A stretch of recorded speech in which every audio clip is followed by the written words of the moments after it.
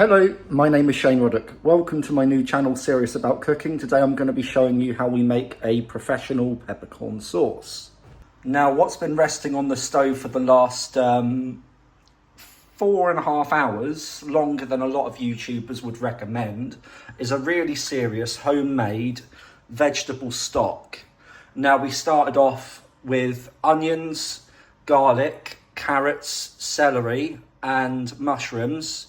Threw in a tin of tomatoes, added in some chopped parsley, and literally it doesn't really matter whether you start it warm, whether you start it cold, you know, whether you bring it up to the boil, whether you don't, none of this really matters. You put this on the stove for really however long you want, but the longer you put your vegetable stock on the stove, the more flavours you're going to enhance. So I personally brung this up to a boil and then dropped it down to simmer.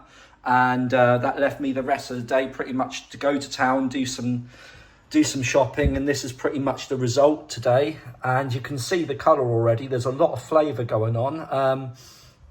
So yeah, I'm already impressed with that. Drained in our pan, we have an absolutely beautiful stock. Really doesn't matter whether you use the newest or the oldest of vegetables, but preferably I like to use all the vegetables very soon to throw out because it doesn't waste ingredients. You use absolutely everything. So what we're doing today, we're literally just finely hashing an onion, finely chopping, get that all down.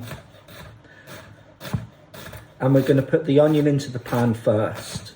The reason we put the onion into the pan first is it releases its sugars and develops more flavour into the sauce. Now we've perfectly hashed our shallot, so that's going to go straight in the pan now. And it's gone in with a neutral oil, sunflower oil. I wouldn't necessarily be able to confirm whether olive oil would be a bad choice, but naturally, because of the flavours we're already going to have in there, personally, I'm not comfortable with ruining that sort of flavour. We're going to turn the heat down a little bit. We're going to turn the heat down to a number 4.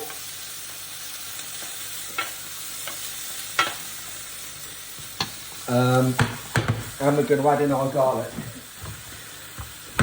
Give that garlic a little smack.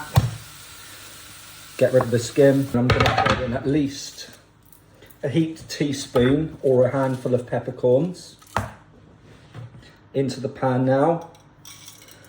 Handful of peppercorns, in fact, add in even at least a few more. There we go. That's a perfect amount of peppercorns, to be honest. Back on the heat. And then we throw in some salt.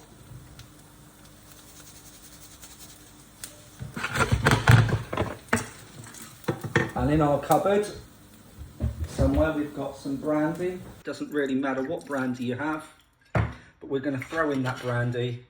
We're going to put this back on the stove. We're going to light that brandy.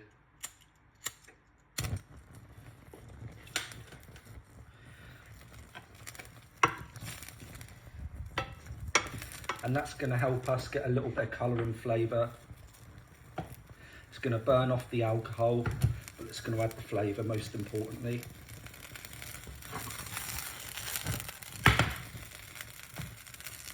The pan, we've added a good cup full of stock and we're going to bring that back to the boil.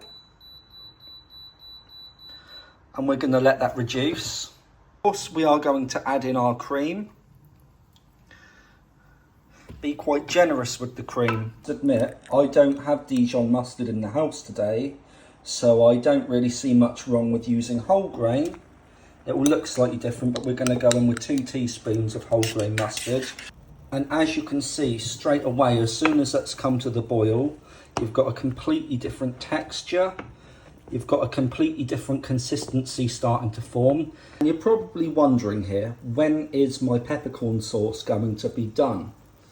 And the answer is quite simple. The peppercorn sauce is done when it starts to change to a brownish colour and it reduces just that little bit more. And then when you put your spoon in, what you should be able to do is draw a line on the back of the spoon, which you can't do at this moment in time. And you should be able to run your finger through it and it should be thick and consistent. May I just add, now our peppercorn sauce has cooled down as much as it has. Look at the back of that spoon now and look at the texture of the peppercorn sauce. When you run your finger through, this is what you get. And that's perfect. Here we've managed to fill 2 Le Creuset cocottes. No, I'm not a snob. I take my cooking very seriously.